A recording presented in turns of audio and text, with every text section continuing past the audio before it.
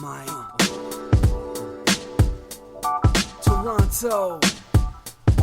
VK on the beat. Check.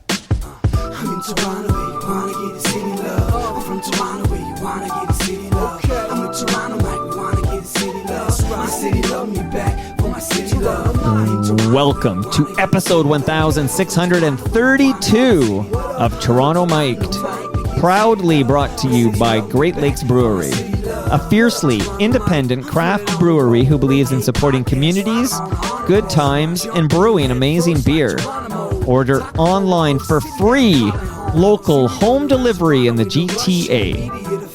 Palma Pasta. Enjoy the taste of fresh, homemade Italian pasta and entrees from Palma Pasta in Mississauga and Oakville. RecycleMyElectronics.ca. Committing to our planet's future means properly recycling our electronics of the past. Building Toronto Skyline, a podcast and book from Nick Ioannis, sponsored by Fusion Corp, Construction Management Inc., and Ridley Funeral Home, pillars of the community since 1921. Joining me today, making his Toronto Mic debut, is famed photographer John Rowlands. But before we call up John, I have here in the TMDS studio with me, Bob Klanac. Bob, welcome back to Toronto Mic. I'm delighted to be back, Mike. The last time was so much fun, I decided to actually just write another book so I can come back. Well, keep doing it, man. If you keep writing, here's my pledge to you. If you keep writing these great books about unsung heroes or even the sung heroes, I want you to know there's going to be an open invitation that you can visit the basement so long as we get the subject matter, if they're, on the right side of the dirt. Absolutely. We get the subject matter on the line to chat about their career at the same time. Yeah, and as I'm sure you're gonna appreciate, John is far from being on the other side of the dirt. His mind is still crackles with memories, and he'll come up with details, and you'll see. I love details. Okay, so for the listenership, here's where we're at. So Bob and I are here. We're going to do like 2 minutes, maybe 2 to 5 minutes. Then I'm going to phone John, and we're going to see if we connect, and then we're going to literally, I have no rapport with John. I've never met John. When did you first meet John? I guess I met John around 8-10 years ago. I got to know him and Nick Panasico, the subject of my last book, Promo Man. Nick and John were kind of joined at the waist since at the hip, I should say, since 1975. Joined at the waist doesn't sound as good as joined at the hip. No, that's why it never caught on. Oddly enough, Mike is. Yeah, so they Nick hired young John then to be the photographer for Quality Records, and John took Nick around on his various adventures, which kind of led to such situations as Nick meeting the Prime Minister of Canada, and Nick would show up in pictures with the then Prime Minister Pierre Trudeau, and people would kind of go, "Who is this guy?" And it was all the connecting tissue there was John Rowlands. So speaking of connecting tissue, your first visit was a warmer day. It's not that cold. It's just there's a lot of snow. There's a lot of snow. And they're calling for 40 centimeters on the weekend. I know. I hope no one listens to this in the summer. I like to, this is of the moment, and you can remember that, you can appreciate the fact that I'm wondering aloud in my South Etobicoke home studio where I'm going to put that snow, because we had so much snow the other day that it piles up on the boulevard and everything, and I'm running out of places to put the snow. But you were here in warmer times, July 2022, and it was episode, I want people to know they can go back and hear more Bob Klanac, and I'm specifically speaking to my dear friend FOTM Elvis, who I just learned is a buddy of yours. You're a buddy of Elvis. Yes. Elvis and I go way back to Western. I laugh because if you've met Elvis, then you know why you laugh. He's got a great laugh himself, and he and I have an irreverent sense of humor. We just kind of pick the crap out of him. Well, if you listen to the TMLX recording we did at Palma's Kitchen, by the way, you mentioned before I started, I turned you on to Palma Pasta. Yes, Palma Pasta. It was Palma Pasta is like giving me a single piece of palma pasta, which you did last time, a tray of lasagna, was like introducing someone to heroin. It just wasn't fair. It was not fair. Next time I came back to Toronto, I'd pick up one or two, and then I turned other friends onto it, and they picked up one or two, and it's. And it just made me sound like a crazed lunatic going on about Palma pasta. Well, as your dealer, let me tell you, I have another lasagna in my freezer from Palma Pasta. You're going home with another lasagna. Oh, my goodness. You feed the habit, and I love you for it, Mike. Are you also a fan of the Great Lakes beer I sent you home with? Yes. I'm a big fan of Great Lakes Brewery. They have so many good beers. Last time... Well, that's my go-to when I'm even if I don't come back to your show and I just wait to drink beer every time I come to your show. I actually go to the LCBO. You can't write that fast. I can't write that fast. God knows that's an incentive though, Mike. Because their beer is wonderful. So I've given you. I'm going to give you some more fresh craft beer from Great Lakes Brewery, and I'm doing this off the top because I'm going in literally less than 2 minutes. I'm calling John Rowlands, and he's not getting any of this because he's on the phone. So you're getting all the good stuff, including the Ridley Funeral Home tape measure. But I was going to say to Elvis, Elvis, your buddy Bob was on Toronto Mike in July 2022, and Elvis, go back to episode 1075. Where we did chat with promo man Nick Panaseco. He worked with Freddie Mercury, Johnny Cash, Keith Richards, Kiss, Rush, some guy named Bill Cosby. Holy, who's that? Yeah. Liberace. That was not someone he liked. Well, he's got to take a number on that one. Yeah. Liberace, Keith Moon, and others. And you joined, of course, because you authored the book, Promo Man, Backstage Tales from the Vinyl Jungle. Can people still get that book? Yes, they can. It's still available on Amazon, and I think there's still copies at Sonic Boom in Toronto, if you're in Toronto, and many London record and bookstores, London, Ontario, that is. So I'm about to connect with John, bring him in, but I'm going to let the listenership know that you are the John Rowlands subject matter expert because you have written a new book, which is called Shooting Stars, Telling Tales, Behind the Lens of John Rowlands. So that's the book. Thank you for my copy, Shooting Stars, Telling Tales, Behind the Lens of John Rowlands. You ready to call John, see if he answers? Let's give him a shot. Okay, and remember, you're my co-host for this episode, Bob, so let's see here. Well, you're giving me lots to chuckle along with, so I mean, a little bit of Ed McMahon there. You're my Elvis. He's my Ed McMahon, typically. Yes. Okay, this is exciting, right? I've never talked to John before. No. Come on, John, pick up. I told him you'd be calling. Can we talk? Yes, John Rowlands, we can talk. Okay. John, we're actually live on air here with Toronto Mike. Okay. John, how you doing, buddy? I'm doing good, sir. Struggling with trying to walk, but other than that, I got a good bed here and watch a lot of TV.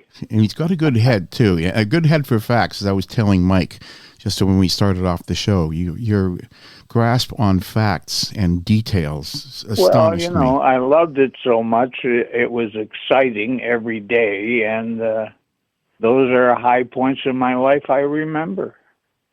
What got you interested in photography? What made you want to pick up a camera? Well, interestingly enough, I was in love with Brenda Lee and paid $1.50 to go and see her in Ottawa, and everybody left on, demand of the promoters. Time to go home, folks. Bye. And walking by the hallway to her dressing room, I saw the name Brenda Lee in the Casuals. And walked in, knocked on the door. Her mother answered, and I said to her that I was here to tell Brenda I thought the show was great. And she said, "Come in here and tell her yourself." Now, remind us, John, how old you were then. 13. 13. Wow. Yes, and she was 15, and still is 2 years ahead of me. And she's still with us. And She has her hair done where Ed King of Leonard Skinner's wife, Sharon, has her hair done, and they often go out for lunch together. So that's some trivia. See, this is what I'm talking about with having a head for facts, John. Yeah, I haven't forgotten that liaison, and hope someday she'll call me and we can talk, because she was the match that lit my career. And then in 65, 63, other bands started seeking me out for pictures. And then I moved to Scarborough and was dealing with Capitol Records because I photographed a band that they signed ultimately in Ottawa. And I already had the shots for their PR and press campaign. That was the Esquires, wasn't it, John? Yes, sir. Yes. Yeah. They were the first band in Canada to have rock videos. Or There's a films fun in fact. those days.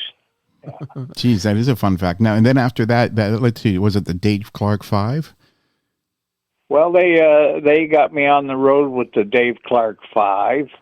Sadly, I missed the Beatles that year, but certainly I got rid of my shyness with the Dave Clark Five, because they were all smart, intuitive, and emotional, and regular folks like me. So no fear, and did the job to make Capitol Records and the Esquires happy.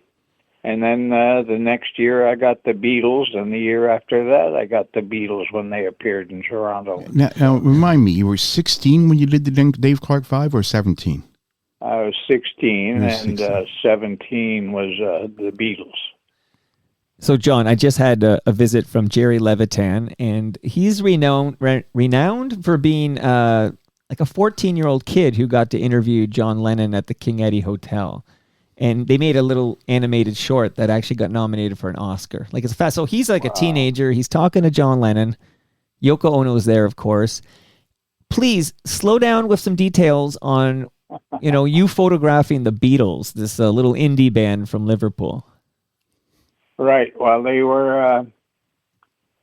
George was backstage talking with the Vox sound guy, and I was going from one side of the stage to the other side of the stage backstage. It was much faster than fighting through the crowd, and saw them chatting there. So I was, "Hi, George, how you doing?" And sat in for a few minutes with the Vox sound guy, and I told him, all this sound, because nobody had stacks of amplifiers, is coming out from the top of Maple Leaf Gardens through Electro Voice tin horns. And in order to hear the band and lyrics, I had to go downstairs to the dressing rooms, and 3 cement blocks of concrete would filter out the echo and disturbance that the rest of this din of noise was making. Well, of course, and I could hear the lyrics. Yeah, and those speakers were made for hockey announcements, Right. basically, right? Right. Yeah, of course. Yeah, just like nonsense like that. Yeah, that's crazy. And then, of course, in the book we go into it how you and George hit it off, and they invited you to go to their dressing room for rice pudding in between sets.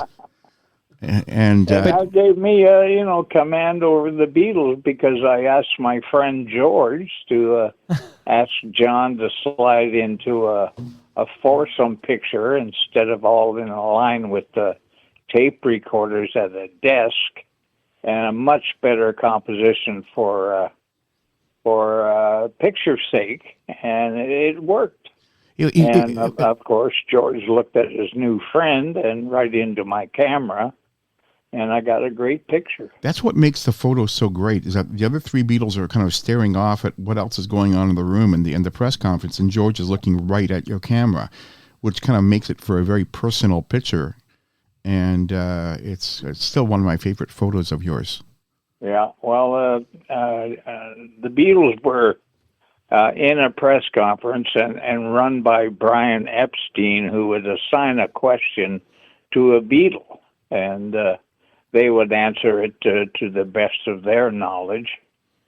Things like, like to John Lennon in a classic, "How did you find Canada?" And he said, well, you turn left at Greenland. And things like that, is Ringo really Jewish?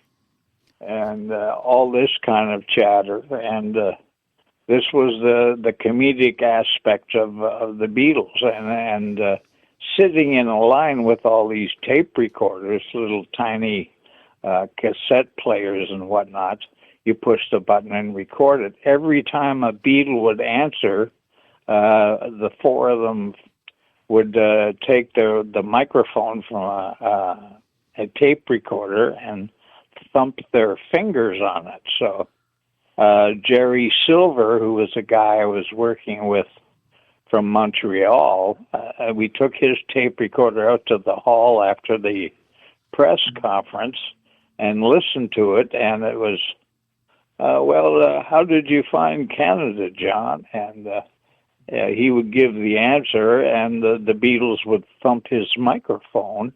So all he got was thump, thump, thump, thump to draw his interview in text when he got back to Montreal. He had to remember the questions. Tape recorder did him no good. Well, it's one of those things, and I've pointed it out in the book, and I just think it's phenomenal that, there's a 17-year-old kid here with these musicians who are roughly in your, just, 8, 10 years older than you. And so therefore there's more of a connection because the rest of that press conference is full of seasoned newsmen in suits and ties. And then there's this kid. And the kid was someone who I think that they really paid some attention to you because you weren't just a kid to them. It was fantastic. I loved every second and still do. And I do have a picture another photographer friend of mine took showing me and the Beatles in the back of my neck is all he included of me, but that's good enough. At least you can say, hey, that's the back of my neck. That's something that I can't say. Yeah. So, John, loaded question, but Beatles or Rolling Stones? Rolling Stones. Can you share with us? I know you photographed the Rolling Stones as well. Tell me that story. Well, it was my friend Phil McDonald. His dad built the 401 from Windsor to Toronto, and it was called $1 million a mile in those days. And he got $90 a week allowance, so we did a lot of projects on our own and used his dad's desk at home. When they went to Florida for 3 months, Phil would stay behind. And I called the owner of London Records in Montreal that had the early Rolling Stones records and asked him if he was going to service the 30 photo vedette magazines in Montreal. And he thought about it and said, I think we could do that. And if you get yourselves to Montreal, then I'll cover the rest of the tour through Ontario. And that was Montreal and Toronto. So wherever we went, we had permission to do it. And this is up to my friend Stan Abodiak, who is the PR guy at the Gardens. He would write out a small blue piece of paper with permission to photograph the band. Now, John, can you tell the story about what happened in Ottawa with the gangs fighting and the police having to go on stage and you?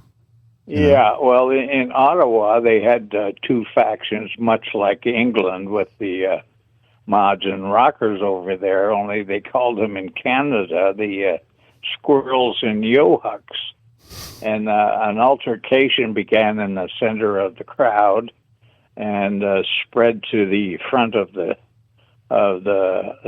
general admissions area. And my instructions was I could go anywhere behind the police lines.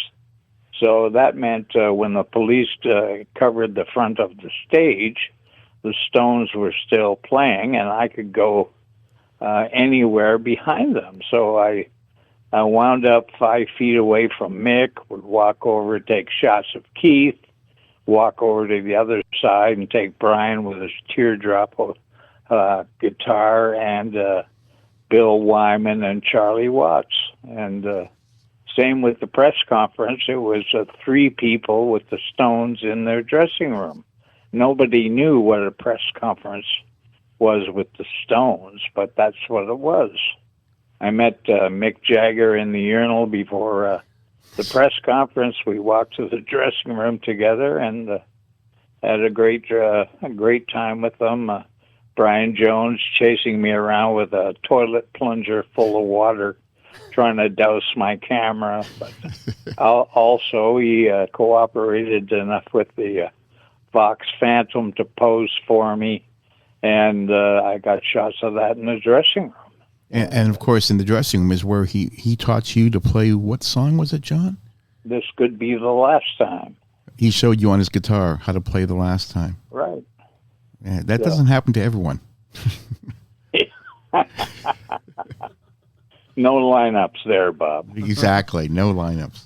Now, John, before we called you up, I was chatting with Bob about a buddy of his who apparently is named Perry. I learned that today. His name's Perry, but I've been calling him Elvis since I met him because he's the biggest Elvis fan I know. He's going to love hearing that you photographed the Elvis, and I'm not talking Costello, although maybe you photographed him too. I don't know. Yeah, but Elvis Presley. as well, yeah. Okay. Did you photograph Elvis Stoico by any chance? No. Who was the skater that you did photograph? There was a famous male Canadian skater. Kurt Browning? Maybe I did do Elvis Stoico in an Ice Capades I saw. I seem to remember I have a shot of him landing, but I was there to shoot Lynn Nightingale and that cute little blonde. You got to be more specific in the figure skating world. Yeah, cute little blonde. Elizabeth Manley, is that her name? Yeah. Oh, that's very Silver good. medalist in the 88 Olympics in Calgary. There you go. That was her. That's a big deal. Very impressive. Well, we never won a gold. We hosted in Montreal, didn't win gold. We hosted in Calgary, didn't win gold. And finally, in 2010, in Vancouver Whistler, we started winning some gold on home soil. That's how that works, Bob. Yeah. Bob loves these fun facts. But please, back to the OG Elvis here. You met Elvis. Yes, sir, in the kitchen of the Holiday Memphis Inn. He had the whole 13th floor, and I met him getting into the kitchen area, walking through it to the waiting limo, and it was a decoy that Colonel Tom set up because there were 5,000 kids at Graceland wanting to see him leave Graceland for the first show in 11 years in Memphis. Wow. So I was there. 2 girls from Texas told me he's on the right side of the limo, which he always was. And that's, in fact, how I met him the first time, 1974. Now, which Elvis tour was it that John had a camera that was a very modern, large-looking camera, and he pulled it out, and they thought it was a film camera. So tell about that story. Well, it was also in Memphis, and that was in '69. I hadn't met Elvis then, and 2 security guards working for Elvis came over and saw my Hasselblad camera with a 250 telephoto lens on it. And they took me by the elbows, lifted me over the barricades, and took me back to Greg McDonald, who was my RCA liaison, who was the road manager for Elvis. And they get me back there, put me down on the floor, and say, "We caught this guy making movies." And Greg looked at him and said, "You silly assholes, this is the guy we hired." So then they grabbed me by the elbows and took me back over the barricade and let me shoot the pictures. Just the image of them picking you up over the barricades. Yeah.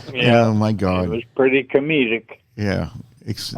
Hey, John, if I put you on the spot right now and I said, of all these, I'm looking at so many iconic photos, and I can't believe you took these great shots, but if you had to pick one, what's the most iconic photograph you've taken in your illustrious career? Well, I have to say The Archer with David Bowie in 1976. Bingo has been called. Well, I actually was hoping you'd say that. Okay, so Right. when I went on Blue Sky and I said, John Rowlands is about to make his Toronto Mike debut. By the way, John, you're now an FOTM, friend of Toronto Mike. Right. It's prestigious. Be honored. Okay. Oh, trust me. But Rob Pruce, I don't know, did you ever photograph the spoons? Yes. Oh, yes. Okay, so Rob Pruce was the keyboardist in their heydays. And he sent me, I mean, I've seen it before, and I can see it on the cover of Bob's book with you, Shooting Stars Telling Tales Behind the Lens of John Rowlands. But he sent me the photo of David Bowie that he said was taken in Toronto in 76. And he wrote, this iconic image of David Bowie as the thin white Duke was taken in, he tells me, February 26, 1976 at Maple Leaf Gardens. He loves that photo. I'm glad you chose it as your most iconic. Tell me everything you can about taking that photo of David Bowie in 76. Well, one nice thing about it, I saw the show in Montreal the night before and kind of blocked it out in my mind when The Archer occurred, because that to me was supposed to have. And then I was down front right beside Rob Bowman, another local photographer and journalist, biographer. Oh, I thought you were going to say another local FOTM. That's what I thought you were going to say. Oh, yeah, because he's been over here. He's been on your show. Okay, Yes, sir. of Yes, course sir. he has. Everyone's been on your show. But please continue. Good guy, that's for sure. Yeah. And I got it with perfect angularity to Rob's shot, because he got a slightly different angle on it. But he did get The Archer, and it was a little different, and didn't really work as mathematically as mine did. But mine was Hasselblad and sharp and clear enough you could even define that little swig of hair in the front over his face. And anyway, I asked David afterwards what song it was in. He forgot. And what was it? And he said, well, basically it was a clue to his lighting director that when his hand went up and he fired the fictitious arrow, the signal was fade to black. Wow. And that's what's happened. And interesting follow-up, in 2013, I went to England to create a bunch of pictures that David and I would sell. And where was I going with this train of thought? Anyway, this picture was important to David enough that he wrote me a nice autograph on a piece of cardboard I usually carry with me. And without knowing the print that was going on it, he wrote on the bottom of it, to John, with respect, David Bowie, 1993. So wow. He wrote, I trust you. Yeah, I trust you. I like the way you see things. And a high compliment over the 19 breakfasts that we had, where I would deliver contact sheets to him every morning and have breakfast, because I put a dark room into my washroom of the hotel room, and process the film, leave it to dry for 4 hours, catch some sleep, and cut up the negs, make the contact sheets on RC paper. They would dry in 5 to 10 minutes, and then go across the hall to David's room and have a nice English breakfast. Wow. Now here's the deal I'm going to make with Bob, because I realize I could easily do this for several hours. I know we've got a book though, right, Bob? Yes, absolutely. How do people get this book, Shooting Stars Telling Tales? Well, if you're within the if you're in the Toronto part of Toronto Mike's show, then you can go to Sonic Boom Records, with the great store on not on Queen Street, it's on Spadina, And they have copies for sale there. And if you're anywhere in the world that of course, you can be listening to this, you can buy it on Amazon. Amazon Canada, Amazon US, and Amazon worldwide. Who's cooler, John? Leonard Cohen or Bob here? Who was the second name? Me. Or Bob who? Klanac. Oh, okay. Sorry, Bob. Leonard Cohen. I don't blame you, John. Absolutely. Man, my daughter's currently in Montreal going to McGill, and I just saw, I was watching the hockey game on a couple of nights ago, Canada versus Sweden, and of course it's in Montreal, and then they do that pull-out shot, and there's that mural of Leonard Cohen, man. That's cool. Yeah. That's cool. Right. So here's what I'm going to do with Bob. I'm going to get to ask John something, and then I pass the baton to you. Okay. Okay, like you're Donovan Bailey, okay? Okay. And then what you got, but Donovan never had to pass it back. You have to pass it back. Okay. But maybe tell us a little bit about shooting Leonard Cohen, and then it will be Bob's turn. And then I have some questions from listeners who sent in questions. Okay, I was in Montreal, and he lived on Westmount on Rue Dominique, and he had bought 4 little homes there and knocked down the 2 on the opposite street to Rue Dominique and put in a garden.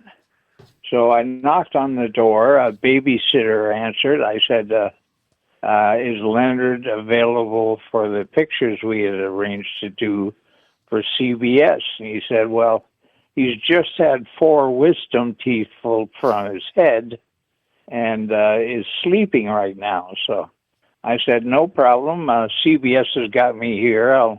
I'll check into the Queen Elizabeth and get sorted out, and Leonard can call me when it's time. So I went to the Queen Elizabeth, did all that, and just as I finished, I got a phone call, and it was Leonard Cohen saying, come back, we'll do pictures today.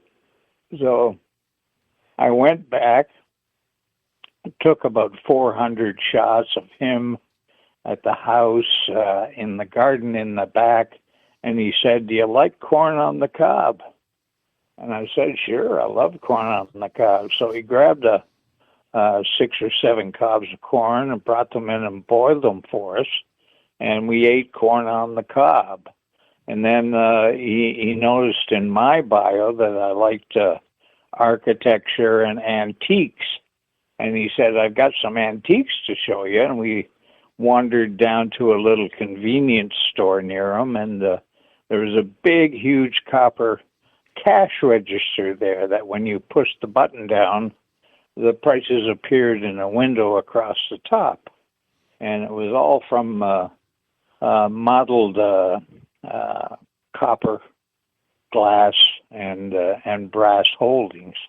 And I saw this thing, took pictures of it, and loved it. And then walking back, we ran into several girls with Comment ça va, Leonard, and how are you, waving from balconies or walking in the street. And he had a sign on the door, no visitors today because I'm taking pictures. So we wound up with enough for the tour and more so. And I talked to his son, who was involved with that mural and the one in Montreal as well, and was very happy to tell me about how his dad visited the house they shared in Greece and had left his guitar in the kitchen. And it just, when he saw it after Leonard had passed, he broke into tears. But just a wonderful recollection of a wonderful guy. And the last I saw of him, he played opening act for Paul McCartney at Coachella when I lived in Palm Springs. I think if I had corn on the cob with Leonard Cohen, that would be it for me. Like, I would just dine off that story for the rest of my life. Literally. Yeah, yes. it's there to dine off, Bob. And I did promise Bob the next. Where are you going next, Bob? Where are you taking us? Well, if you're saying Leonard Cohen, there's a second part of the Leonard Cohen story, Okay. which I really liked, which is that later on when John was in a Greek restaurant, he's having dinner with a girlfriend, and she was they were putting a new sidewalk in, and they hired this Buddhist sect just down the street to lay the cement, and he looks up at the guy operating the jig, pouring the cement, and it was Leonard Cohen, because Leonard was part of that Buddhist sect for a period there, living in California. Right. Yeah. And he said something. John said, next time he's around, let me know. And so John met up with him in the restaurant, and so which is kind of like. And after this is, of course, you guys were able to talk about the sessions you'd done. And well, he reminded me that I was the guy that photographed him the day he had 4 wisdom teeth pulled. So right, I did make an impression.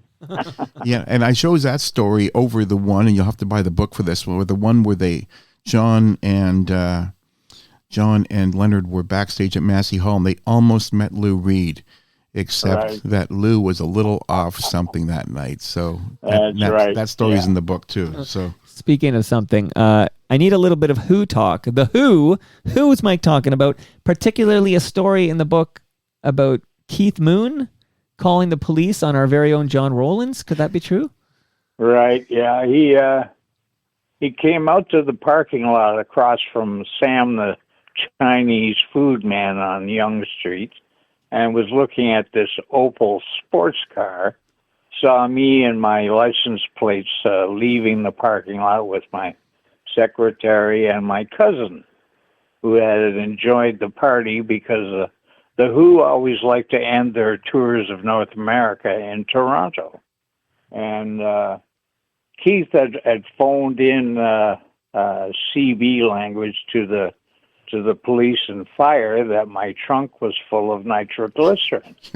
So we drove across to University, turned right to go up to Avenue Road and so on. And right in front of the Ontario Museum, fire trucks and police cars come whipping around the corner and surround my car and say, "Open the trunk," at huge volume. And I wondered, what the hell? And I jumped out of the car and popped the trunk, and there's a little Halliburton case in there, and screaming at me, they said, open the case. And I opened it up, and there's 2 Hasselblads in there and nothing else. And then the fire chief and the police chief looked at me and said, "We've been duped." So they apologized. We got in our car and proceeded to drive up Avenue Road. And after about 6 blocks, I had to pull over to the curb and look at the girls and say, "Do you believe what just happened?" We were so shocked and in awe of this thing that we really didn't realize it when it was going down, how it affected us. But nonetheless, it had happened and really did happen. So that was that. Another Keith Moon adventure. Well, and there's one other one that Alice Cooper told you, which is when he was staying at Alice Cooper's house. You're already laughing, John, because I get it. And so John, John was sleeping. Keith was sleeping in the garage or something. Anyway, Alice Cooper and his wife head out down do some shopping. They get in their car, and you take it from there, John. And they're going down the street, and Keith is on the roof looking at them upside down through the front window and says, "Where are we going?" And this is the guy that caused probably me to an extent and Pete Townsend to be deaf in their left ear. And I'm currently coping with tinnitus, and my left ear is going deaf. So, and that was thanks to Keith, because he did the Smothers Brothers show and put explosives in his drum. And when he ended the song, the drums blew up. Yes, so, that's famous. Crazy guy, yeah. Lovable, but crazy.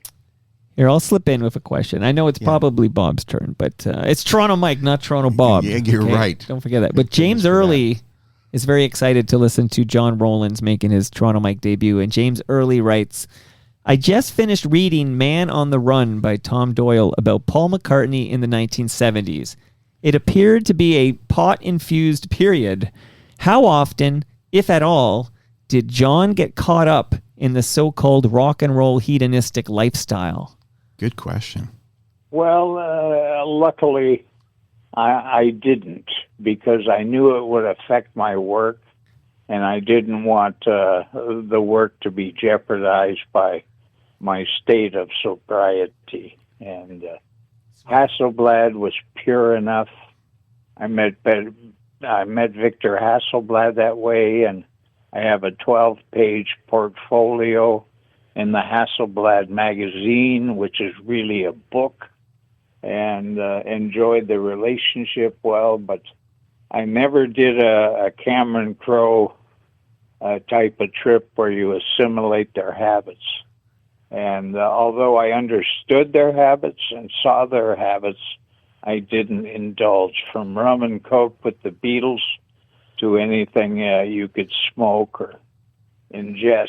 Well, in fact, there's a great anecdote that opens the book, which is where you find yourself, at a gold record party with the Who. I think it was in Montreal, and they Keith Moon jumps on a table full of crystal glasses. They all go scattering. Then Keith starts to rip the wallpaper off the wall. Yeah, and he then saw a dog ear on the wallpaper, which was a burlap kind of a paper, and pulled on it and stripped it from the wall, just as Pete Townsend came in with a ghetto blaster on his shoulder, playing Dr. John. It must have been the right place but the wrong time. And my brother was along on the tour because he enjoyed talking with John Entwistle and Roger Daltrey.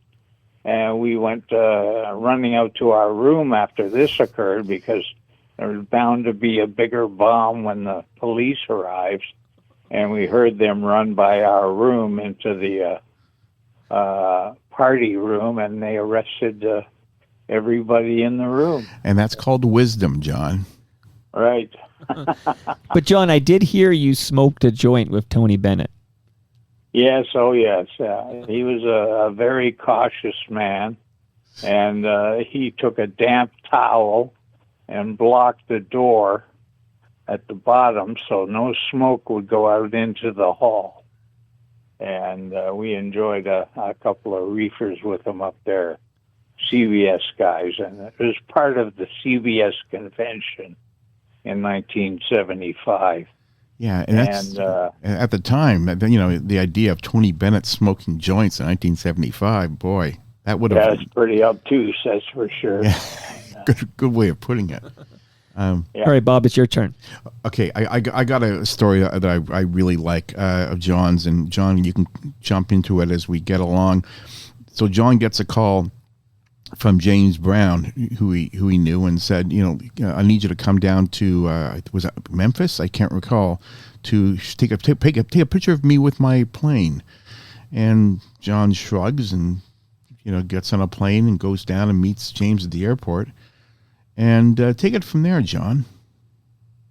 Well, it was a Toronto appearance that I met James, and he said, are you free tomorrow? And I said, well, I'll have to skip school, but I'm free. So I went to the airport, the private end of Pearson, which is some company called Aviation or something. And there's jets there. It's a black jet with yellow paint on it, or green paint. And the first note, Papa's got a brand new band down the side. And he said, I want a picture of me in the pilot seat, the co-pilot seat, the passenger seat, by the door, by the jet engines, and please send me the 5x5 proofs. So I did all that, and he insisted, I probably repeated, make sure you send those proofs. I really need those proofs. And I did so and got them down to him FedEx real quick. And then 2 weeks later, I'm reading USA Today, and the entertainment section has a big picture of him in the jet, and it says the IRS has seized James Brown's jet. Yeah. So that's why he wanted all the pictures. That's, And shout out to the Mimicombo, which is no long now. It's like it's a restaurant, but it's in Mimico on Lakeshore, and it is where James Brown made his Canadian concert premiere. wow. Yeah, in Mimicombo. 1967. Yeah, I was there.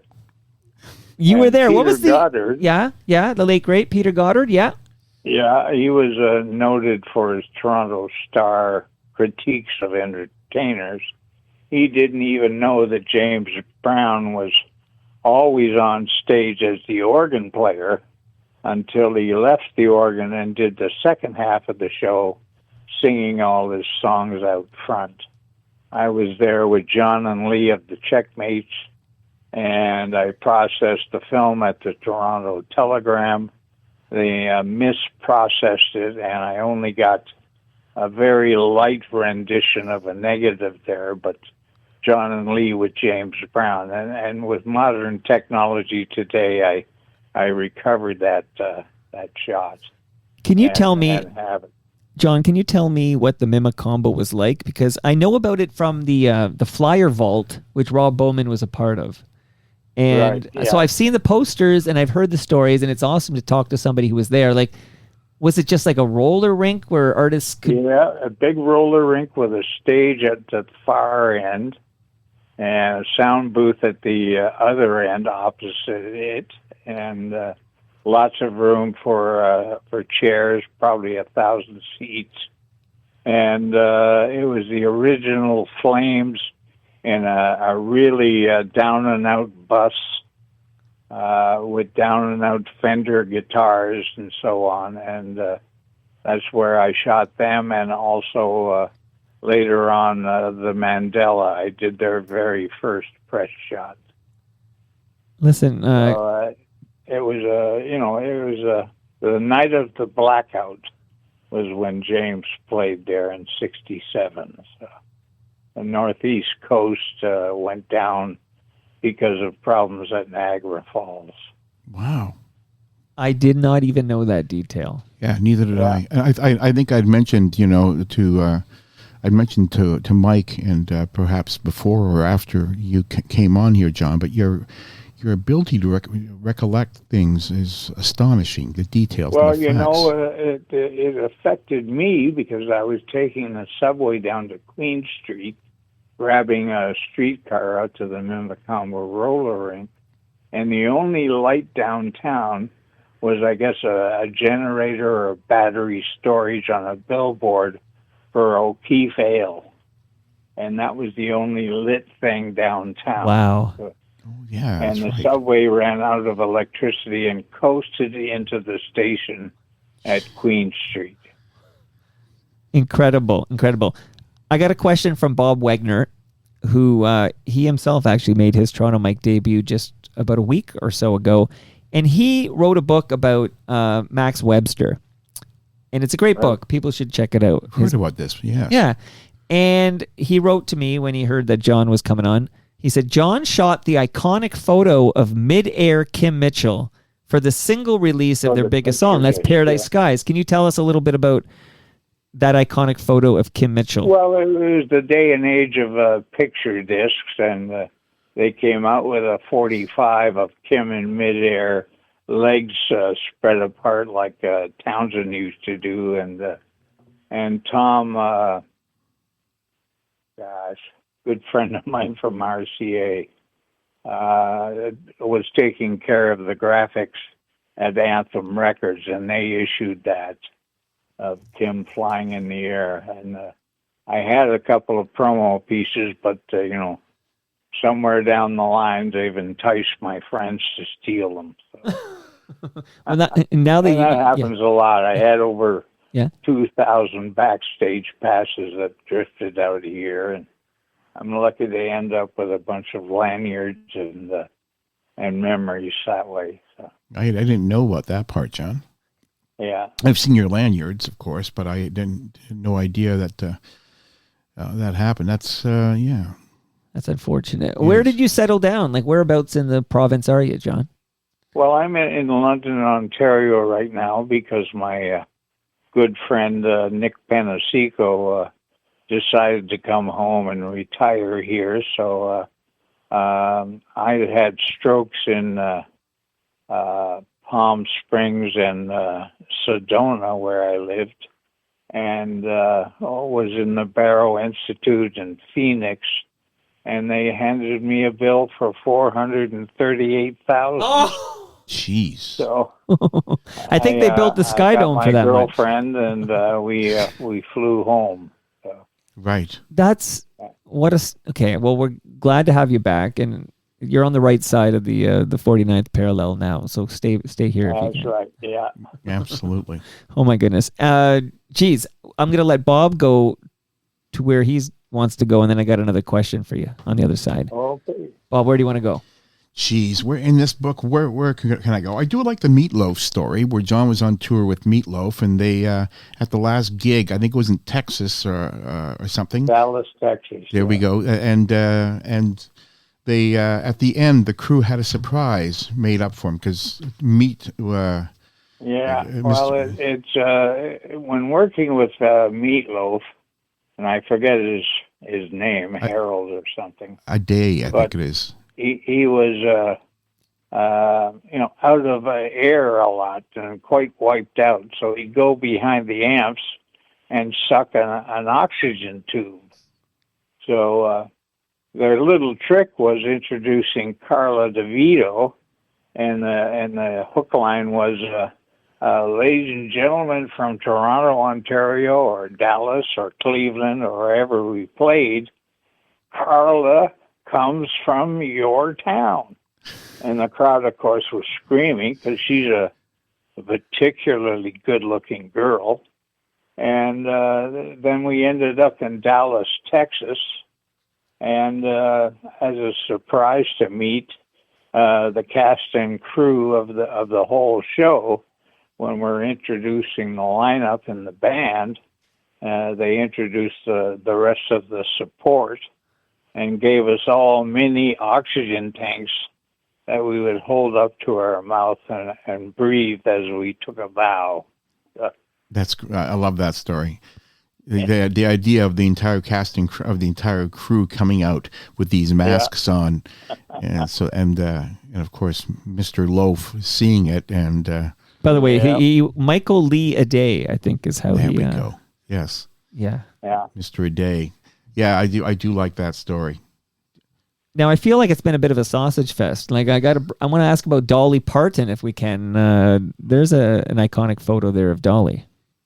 Well, she's a doll everywhere she goes, and because I was tight with RCA, thanks to Scott Richards and Ed Preston, instrumental also in the meeting with the Elvis people, and of course Dolly. The Horseshoe is a much bigger venue than it is now, and people sought out the Horseshoe in Toronto to do any kind of performance there, from Gordon Lightfoot to Doug Kershaw, Willie Nelson, and so on.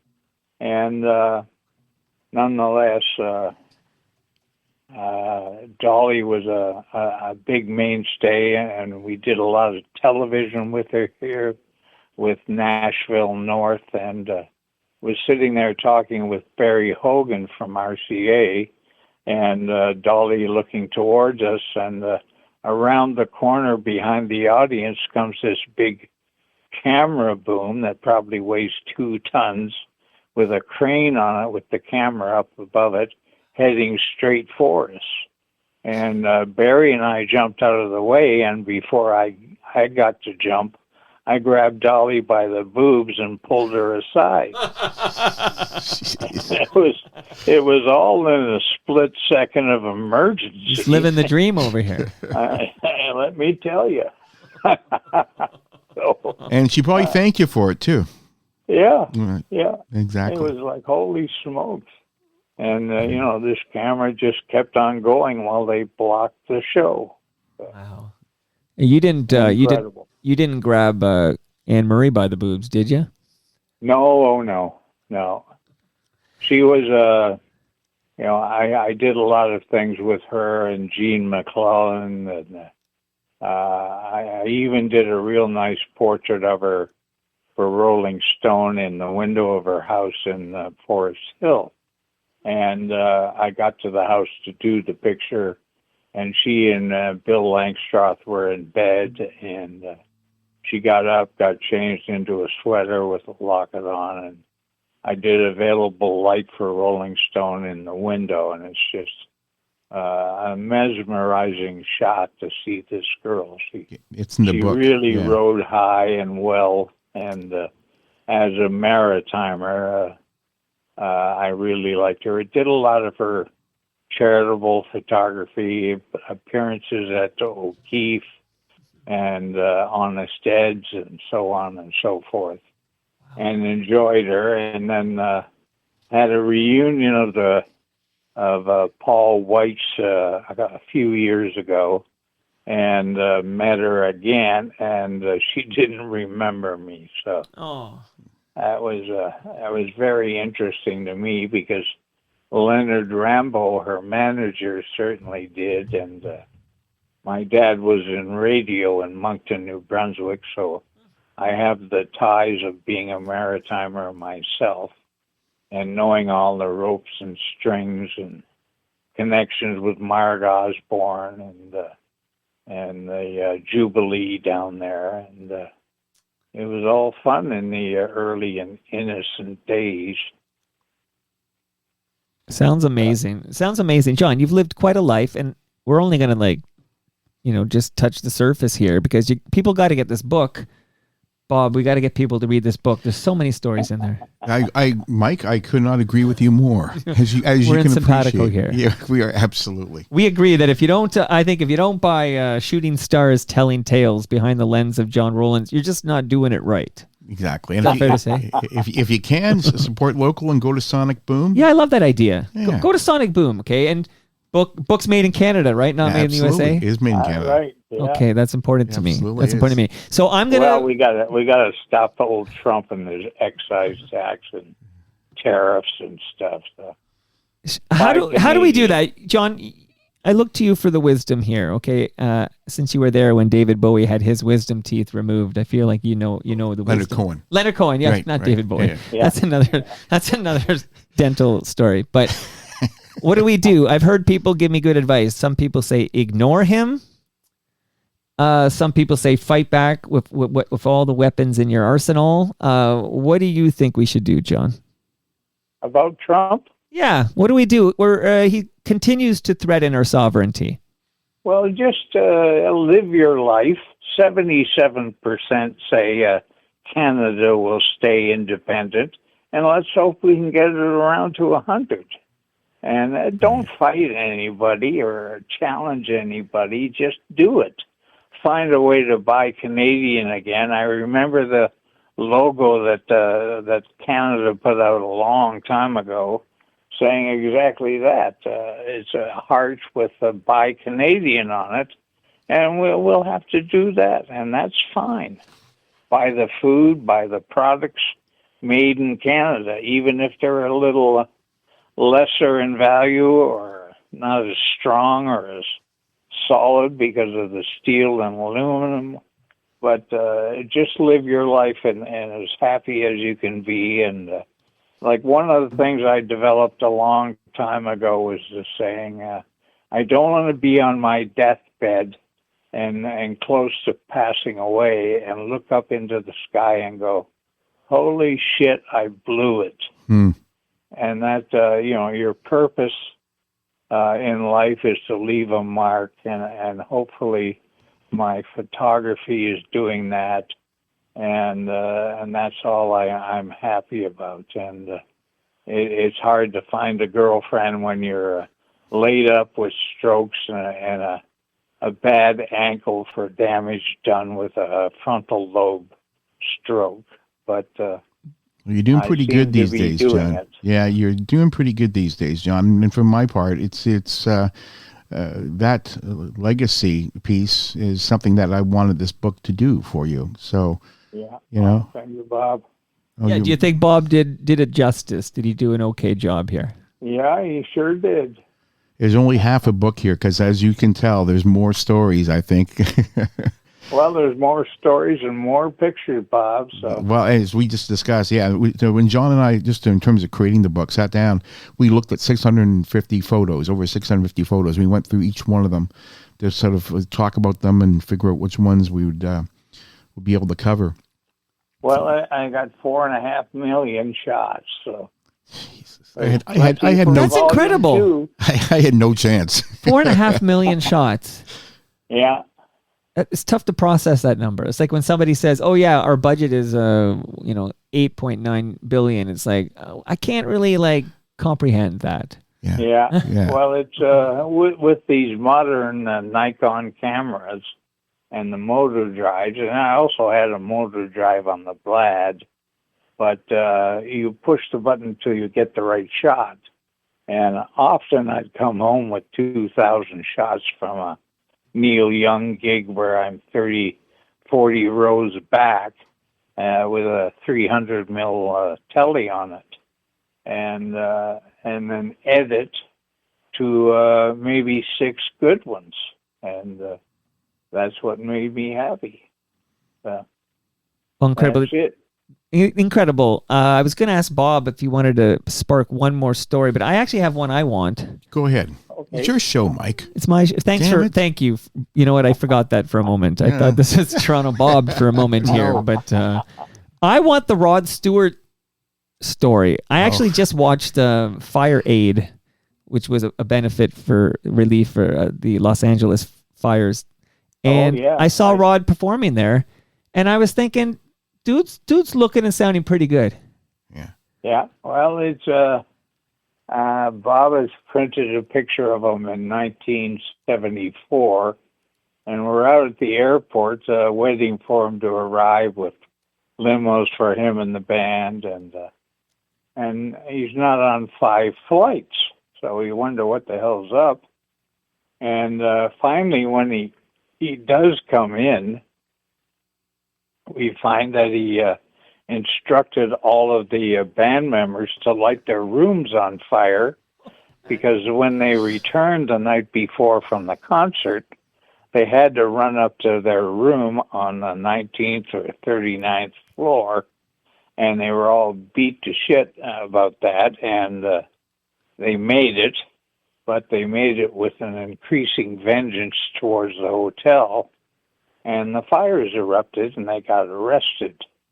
And then when he finally made it on the 6th flight, we looked at each other, and we had already dismissed the limos because they charged by the hour. Right. And I had the newest car of the bunch of promo men, so I got Rod and his manager in my car. We drove to the Inn on the Park. He changed into the stage outfit he was going to wear, and we had time to have a drink at the bar upstairs at the Inn on the Park. We tried to walk in, and we got stopped by the maitre d', who said, sorry, guys, you're not coming in here without a tie. And Rod had a soccer scarf on, and part of his outfit, and he said, well, doesn't a scarf qualify as a tie? And the maitre d' said, sorry, sir. And Rod turned and went down to the main lobby to get in my car. And there was a Christmas tree up, so he sidekicked it sideways, and the whole thing, 30 feet high, fell into the lobby, smashing it up and jamming the lobby with everybody dodging this great tree. Jumped in my car, and we drove right into the backstage area at the Gardens. Wow. Merry Christmas to all. Yeah, for sure. Yeah. It's funny. I wonder. It's too bad that this story wasn't in the liner notes for the Rod Stewart Christmas album. All right. Yeah, should be.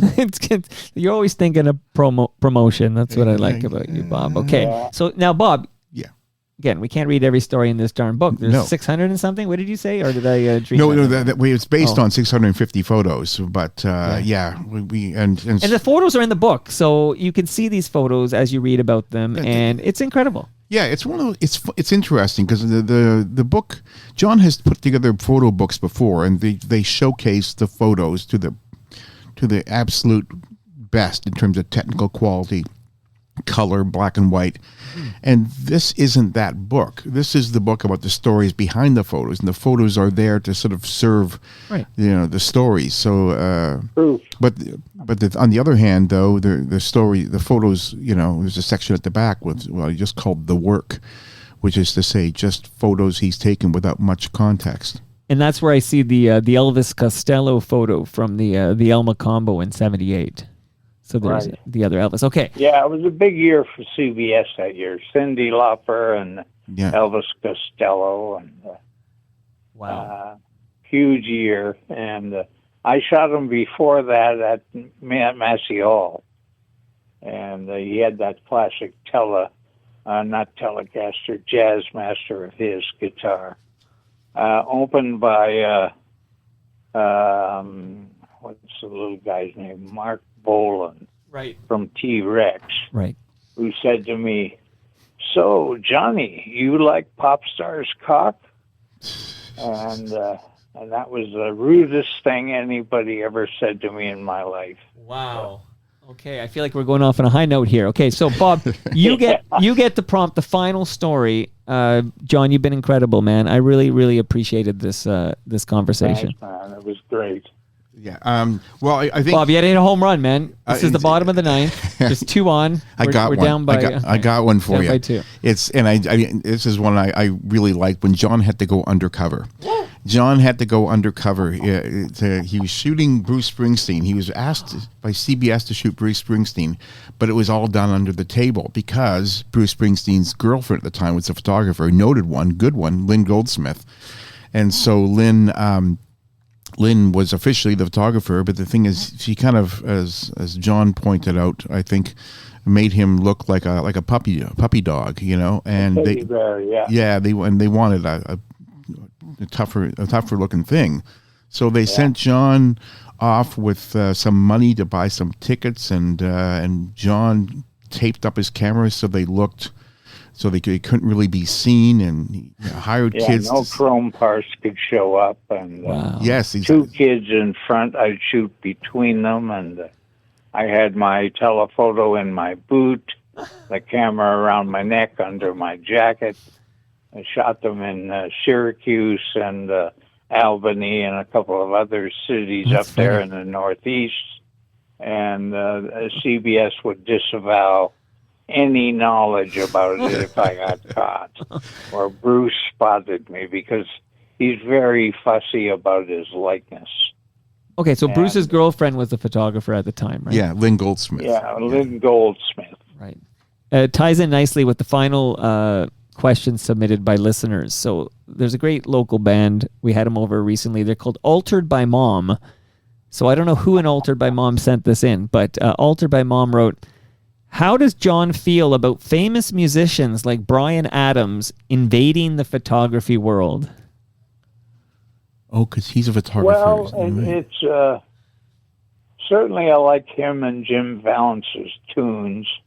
And, a tune like "The Only Thing That Looks Good on Me Is You" is a navigational tool in my life. I used to play it all the time. One time when I had a drag race with Stephen King in Palm Springs, I had that tune blasting away while we raced. But inspirational stuff, and too bad he has to screen it by shooting him on the non-acne side of his face. But, he's not a bad photographer either. So. Well, it's funny. Just when you were telling that story, both Mike and I looked at each other going, racing with drag Stephen racing Stephen King. It's like we buried the lead on that one. Exactly. I know. Like I told you, John's got more stories that are in this book. But more than musicians, which kind of maybe since I'm going to steal an extra 2 minutes, but I was reading, Christopher Reeve, Gene Hackman, apparently at each other's throats, and you're kind of the you come in and Well, I was charm the them? mediator, and they didn't know me, so that it was an innocent thing. And Mo Levine, who hired me through his PR girl for films, was watching from atop the Niagara Falls lookout. And when I got back, because I also serviced the American Wire Services, I got a case of scotch. And what you didn't know, John, was that Chris and Gene don't get along. And here you are asking them to fake a little tussle to get to the top of the hill at the bottom of the falls. And they did that all completely by choice and with no problem at all. And we won the day with that, and the wire services went well, and I enjoyed my scotch. And of course, Christopher Reeve playing Superman, and Gene Hackman, Lex Luthor. Right. Wow. Okay. And Yeah, I Gene's went still up with us, and- by the way. Yes, that's right. Gene Hackman's still with us. He's real senior, yeah. Yeah, But, he's up there in his 90s now. I flew with Christopher because he took his family up in a helicopter, which was verboten for movie stars to do too. And I was up there with a backup box of film in my jacket pocket on the outside, and there was so much breeze across the cockpit because I had the door taken off. A good safety belt kept me in, but the breeze sucked that box of film right out of my pocket. Oh. Oh. Ouch. See, we need a sequel book here. Bob. Come on. Absolutely. Oh, yes. So we'll say goodbye to John. We've captured these amazing stories.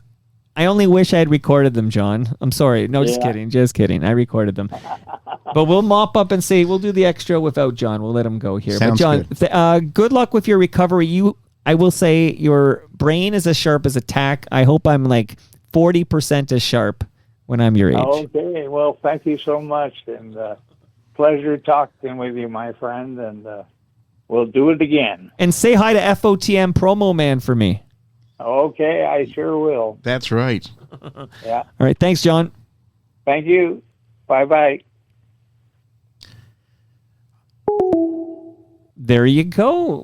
What a great conversation. Okay, so now we can talk about him. He's not here. We can talk about him.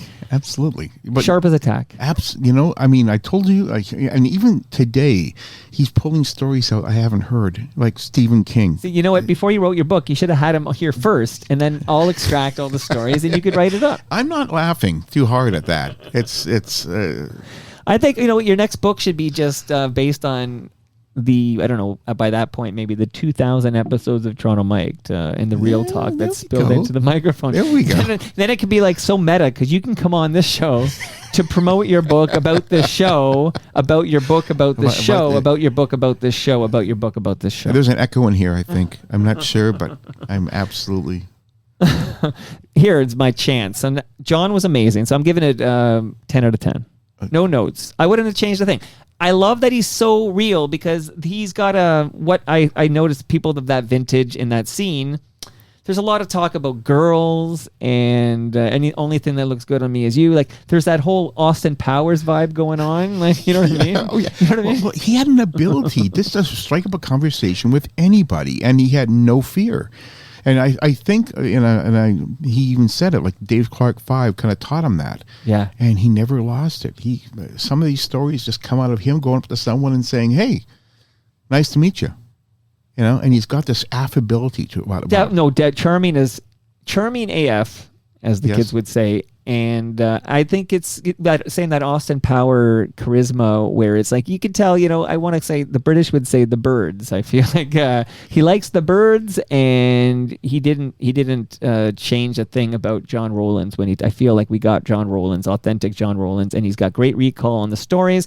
And the artists we left on the cutting room floor, because we literally could have taken. I mean, there's a picture of Jimi Hendrix on the cover, right?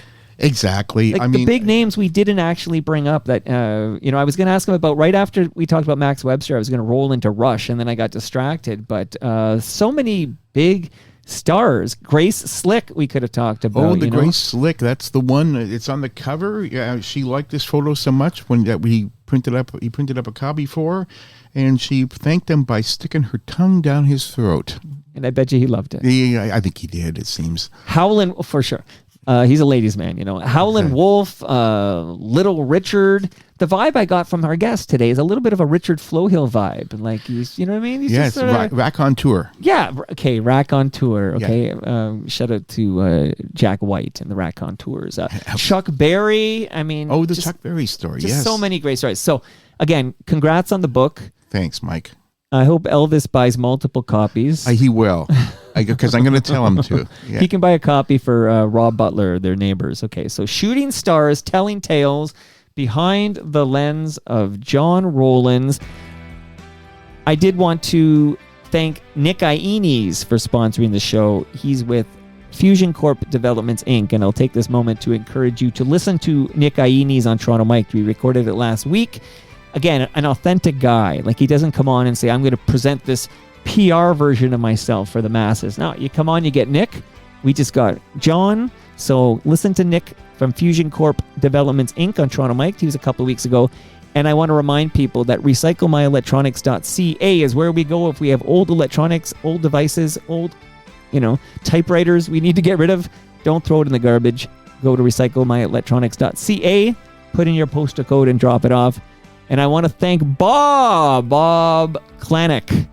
Thank you, Mr. You're 2 for 2 now. Thanks, Mike. Now I have to get to work on another book. Well, I thought we were going to write a book about the Toronto Mike Real Talk. Isn't that a done deal? And then, of course, are we going to do this again? We're going to keep repeating it over and over again. We'll keep doing the show over and over again. I would do it. Oh, we didn't talk about Sam Cooke. No. Bob Dylan, who's so hot right now. My goodness. Yes. Gordon Lightfoot. We could have talked more about Glen Campbell.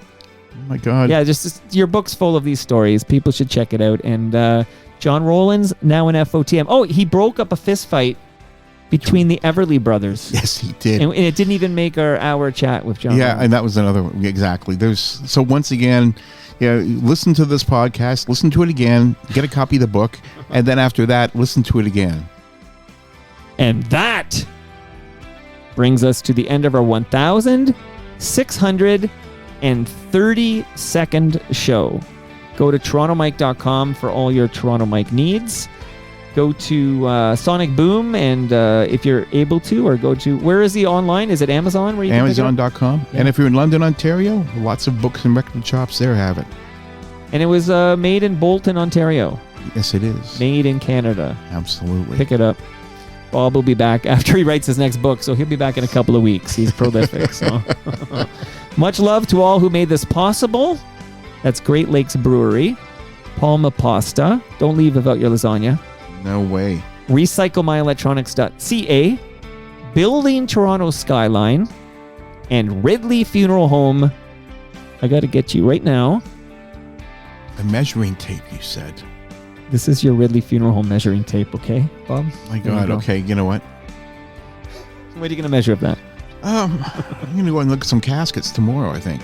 You know what you couldn't do? And all the caskets. I learned this yesterday on Life's Undertaking. Brad Jones, who is the owner of Ridley Funeral Home for several years now, they only sell caskets made in Canada. A lot of Toronto funeral homes are not only owned by American companies, but they're selling caskets made in the USA.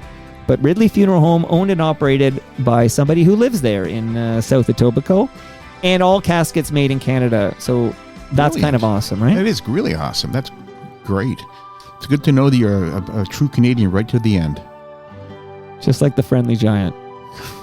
Right. See you all Tuesday. So we have Family Day Monday, so I'm not going to record. I'm going to family it up.